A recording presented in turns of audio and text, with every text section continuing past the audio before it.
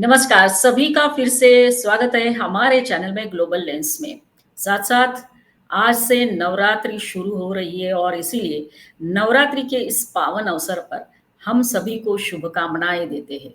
नवरात्रि एक ऐसा उत्सव है जो सभी के मन में अ, ज्ञान, प्रकाश और ऊर्जा भर देता है। हमारे मन का अंधेरा दूर करते हुए प्रकाश जो आता है, तो सारी दुनिया जो है हमको अच्छी लगने लगती है। तो नवदुर्गा तो हमारे लिए शक्ति का स्थान है, ऊर्जा का स्थान है और साथ-साथ उसके जो अष्टभुजा है, 10 भुजाएँ हैं, उस हर भुजा में एक शस्त्र ज़रूर है। वैसे देखा जाए तो हमारी सारे देवता जो है या देवी-देवता जो है, उनके हाथों में शस्त्र है। एकाधी कोई शायद ऐसे भगवान हो, जिनके हाथ में शस्त्र नहीं है। एक एग्ज़ाम्पल मैं यहाँ देना चाहूँगी, वो है पंढरपुर के भगवान विट्ठल, जिनके हाथों में शस्त्र नहीं है, बल्कि उनके हाथ उन्होंने अपने कमर पर रखे हुए हैं और वो भक्तों का इंतज़ार करते हैं। और महाराष्ट्र के सभी लोग पंढरपुर के देवता भगवान विट्ठल को माँ कह के पुकारते हैं, माऊली बोलते हैं, भले ही वो विट्ठल के रूप में क्यों ना हो। तो नवदुर्गा, दुर्गा माँ, जिन्होंने अपने शस्त्र हाथ में लेकर दैत्यों का और महिषासुर का वध किया। हम अगर बात करते हैं तो हमारी संस्कृति में शस्त्रों का अपना एक महत्व है और हम ऐसा नहीं कह सकते कि हमारी संस्कृति जो है हमको शस्त्र के बारे में ज्ञान नहीं देती। कुछ इतिहासकारों ने और कुछ लोगों ने जो ज्ञान हमसे छिपाया, जो ज्ञान हमारे पास आने नहीं दिया, उसकी वजह से हम ये विश्वास करने लगे कि हम सिर्फ अहिंसावादी लोग हैं। हमारे ही धर्म ग्रंथों में लिखा गया है, अहिंसा परमो धर्मः, धर्म हिंसा तथैव च। जब-जब धर्म की रक्षा करने की ज़रूरत पड़ती है, तब-तब शस्त्र उठाने की ज़रूरत हो, तो शस्त्र उठाए जाते हैं और यही संदेश जो है नवदुर्गा भी देती है। जब महिषासुर को मारने का या उसका वध करने का वक़्त आ गया था, तब उसके हाथों में, भुजाओं में शस्त्र थे। वैसे देखा जाए अगर हम उसको शक्ति मानते हैं, ऊर्जा मानते हैं, श्रद्धा रखते हैं, तो हर एक जीवात्मा में उसका वास है। और नारी के बारे में अगर कहते हैं तो नारी स्वयं एक शक्ति है, चाहे वो कोई भी नारी क्यों ना हो। इतना ही नहीं हम धरती को भी धरती माँ कहते हैं, पृथ्वी को माँ कहते हैं और भारत को भी माँ ही कहते हैं।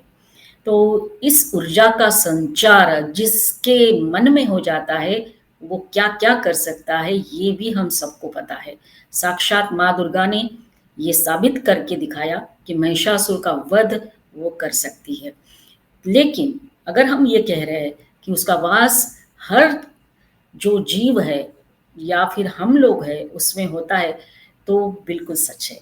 बस उसका एहसास होना चाहिए और जब वो एहसास हो जाता है, तो परिवर्तन आता है। तो माँ दुर्गा परिवर्तन का भी रूप है।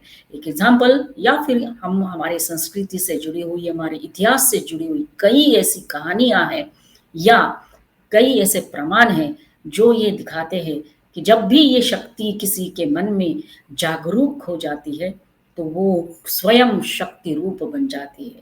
एक एग्ज़ाम्पल माता जीजाबाई का है।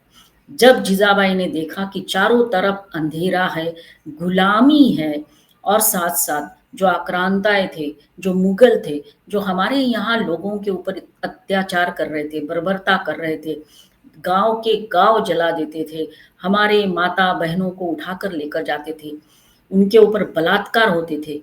ये सब देखा तो उनके मन में ऊर्जा का संचार हुआ और दिन-रात वो भगवान से, शक्ति से एक ही प्रार्थना करती थी, अगर मुझे पुत्र देना है, तो शिव जैसा देना और पुत्री देनी है, तो दुर्गा जैसे देना। और जब ये प्रार्थना वो बोली, तो वो प्रार्थना भी उतनी ही ऊर्जा देने वाली है, जैसे कि हम स्वयं दुर्गा देवी को ऊर्जा का स्रोत मानते हैं। जिज़ा माता ने प्रार्थना की थी हे चंडमुंड भंडासुर जगदम्बे, हे उदंड दंड महिषासुर मर्दिनी दुर्गे, महाराष्ट्र धर्म रक्षिके, ये दारुगढ़ बया दारुगढ़, दरवाजा खोल, अंधेरा इतना छाया हुआ है, उस अंधेरे को मिटाने के लिए मुझे शक्ति प्रदान करे, शक्ति दे। और वो शक्ति प्रदान हुई छत्रपति शिवाजी महाराज के रूप में। तो ये एक प्रमाण है कि अगर माँ दुर्गा शक्ति है और किसी के मन में वो जागरूक हो जाती है, तो जीजाबाई स्वयं उसका उदाहरण है। साथ साथ और एक उदाहरण मैं आपको देना चाहूंगी, गुजरात की महारानी नायकी देवी, जो हाल में जो पाटन नाम का शहर है, उस टाइम पे उसका नाम कुछ अलग था और वो वहां की महारानी थी। उसके राज्य के ऊपर जब मोहम्मद घोरी चलकर आया था, तब ये नायकी देवी भी दुर्गा देवी ही बनी थी। अपना छोटा बच्चा गोद में लिए मोहम्मद घोरी से उसने लड़ाई की और मोहम्मद घोरी को हराया, इतनी बुरी तरह से हराया कि 14 साल तक उसने भारत की तरफ देखने की हिमाकत भी नहीं की। और 14 साल के बाद वो जब आया तो पृथ्वीराज चौहान से उसकी लड़ाई हुई। तो ये नायकी देवी भी उसका ही एग्जाम्पल है, जिसको हम माँ दुर्गा कहते हैं, ऊर्जा का वास, शक्ति का वास। और अब हम जानने की कोशिश करते हैं कि माँ दुर्गा के हाथ में जितने भी शस्त्र है, वो हमको क्या संदेश देते हैं, क्या सिखाते हैं और उसका क्या सिग्निफिकेंस होता है। जब सारे देवताओं ने विचार किया कि शक्ति का रूप लेकर महिषासुर का वध किया जाए, तो सभी देवता ने माँ दुर्गा को अपने शस्त्र प्रदान किए थे। सबसे पहले था त्रिशूल। त्रिशूल जो भगवान शिव का शस्त्र है और उसके जो 3 पॉइंट्स है, वो हमारे भीतर मौजूद तमस, रजस और सत्व गुणों का प्रतीक है। फिर माँ दुर्गा को तलवार दी गई। तलवार किसने दी? भगवान गणेश ने। और तलवार किसका प्रतीक है? यह बुद्धि और ज्ञान का प्रतिनिधित्व करती है। तलवार की धार बुद्धि का प्रतीक है और उसकी चमक ज्ञान का प्रतीक होती है। फिर है भाला। देवी के हाथ में मौजूद भाला एक शुभ प्रतीक माना जाता है, जो स्वयं अग्नि देव ने माँ दुर्गा को दिया था। यह क्रूर शक्ति का भी प्रतीक है, लेकिन यह बता सकता है कि क्या सही है और क्या बुरा है। साथ ही यह व्यक्ति ज्ञान के अनुसार व्यवहार करता है। भाला शस्त्र जो है, वो भी बुराई का नाश करने के लिए उपयुक्त होता है और इसका एग्जाम्पल है महाराणा प्रताप। तलवार, भवानी तलवार जो छत्रपति शिवाजी महाराज के हाथों में थी। फिर है वज्र। इंद्रदेव ने देवी दुर्गा को वज्र प्रदान किया था। यह आंतरिक शक्ति और दृढ़ इच्छा शक्ति का प्रतीक है। देवी दुर्गा अपने भक्तों को अटूट आत्मविश्वास और इच्छा शक्ति प्रदान करती है। ये वही अटूट आत्मविश्वास और इच्छा शक्ति थी जो नायकी देवी के मन में जागरूक हुई थी और जीजा माता के भी मन में जागरूक हुई थी। फिर है कुल्हाड़ी। देवी के हाथ में जो कुल्हाड़ी है, वो भगवान विश्वकर्मा ने माँ दुर्गा को कुछ कवच के साथ कुल्हाड़ी भी दी थी। इसका अर्थ यह है कि व्यक्ति को परिणामों की चिंता किए बिना बुराई से लड़ना चाहिए। ये बात मैं अभी फिर से दोहराती हूँ कि जीजाबाई ने जब ये डिसाइड किया कि बुराई के विरुद्ध लड़ना है, तो इसके क्या परिणाम होंगे, ये सोचे बिना उन्होंने अपनी इच्छा शक्ति से छत्रपति शिवाजी महाराज के मन में ये स्वराज्य की संकल्पना जागृत की और उसका परिणाम क्या हुआ? हिंदवी स्वराज्य की स्थापना हुई। फिर है सुदर्शन चक्र जो माँ दुर्गा के हाथ में है। सुदर्शन चक्र भगवान विष्णु का शस्त्र माना जाता है और श्री कृष्ण के हाथों में भी हम देखते हैं उंगली में सुदर्शन चक्र है। तो माँ दुर्गा जो सृष्टि के केंद्र है और पूरे विश्व पर शासन करती है और ब्रह्मांड भी उसके चारों ओर घूमता है। माँ दुर्गा मतलब वंस अगेन पृथ्वी भी माँ है और सब लोग चारों ओर जो है घूमते हैं उस, है ना? तो दैट वर्ड ब्रह्मांड के चारों ओर घूमने वाली, सारे विश्व पर शासन करने वाली।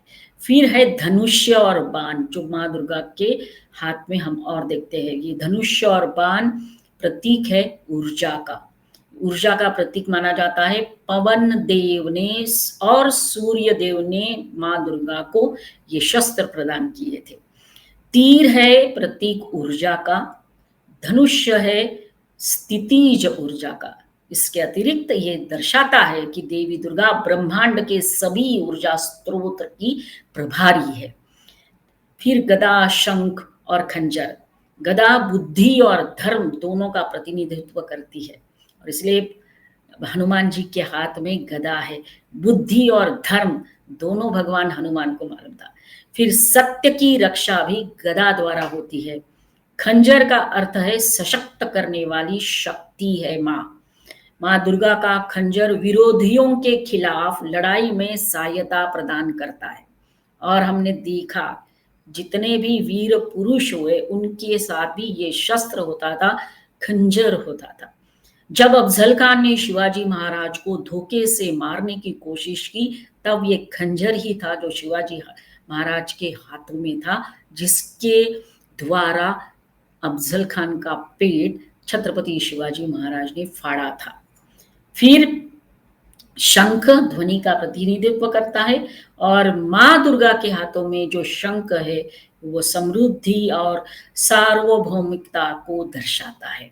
तो ये जो सारे शस्त्र माँ दुर्गा के हाथों में हैं, ये प्रतीकात्मक रूप से भी अगर हम उसका उपयोग करने लगे तो भी हमारे चारों ओर जो भी अंधेरा है, जो भी दुश्मन है, जो भी हमारे शत्रु है, उसका हम सर्वनाश कर सकते हैं। यही संदेश माँ दुर्गा के शस्त्र हमको देते हैं। शस्त्र जो है नो डाउट हाँ सभी देवताओं के, देवियों के हाथों में है, लेकिन हम उसको इस प्रतीकात्मक रूप से भी मानते हुए लड़ सकते हैं, हमारी लड़ाई लड़ सकते हैं, चाहे वो किसी के साथ भी क्यों ना हो। लेकिन ये बात भी सही है कि दुर्गा देवी हमको ये भी सिखाती है कि जब यहाँ दानव जो है उन्मत्त हो जाएंगे तो उनका वध करने के लिए शस्त्र उठाने पड़ेंगे। और दानव हमारे आजू बाजू में कोई भी अगर हम देखते हैं तो कोई भी रूप में सामने आ सकते हैं, तो उसका समूल नाश करने के लिए शस्त्र जरूरी है, और तभी जाकर सत्य की जीत होती है, सत्य को पुनः प्रस्तापित किया जा सकता है। और बार बार हम ये कहते हैं कि हमारी संस्कृति, हमारा गौरवशाली इतिहास भी हमको यही सिखाता है, धर्म रक्षति रक्षितः, और ये हमको याद रखना चाहिए। वंस अगेन सभी को नवरात्रि की शुभकामनाएं। माँ दुर्गा का आशीर्वाद, शक्ति और ऊर्जा सभी को प्राप्त हो। अपनी ध्यान और साधना से सभी लोग उसको प्रसन्न करें, यही हम अपेक्षा करते हैं। और जाने से पहले सभी दर्शकों को हम कहना चाहेंगे कि अगर हमारा आज का ये वीडियो अच्छा लगा हो तो ज़रूर लाइक करिए, शेयर करिए, कमेंट करिए, और जिन्होंने अभी तक हमारा चैनल सब्सक्राइब नहीं किया है ज़रूर सब्सक्राइब कर लीजिए। अगले वीडियो में फिर मिलेंगे नए टॉपिक के साथ, तब तक के लिए धन्यवाद। जय भवानी।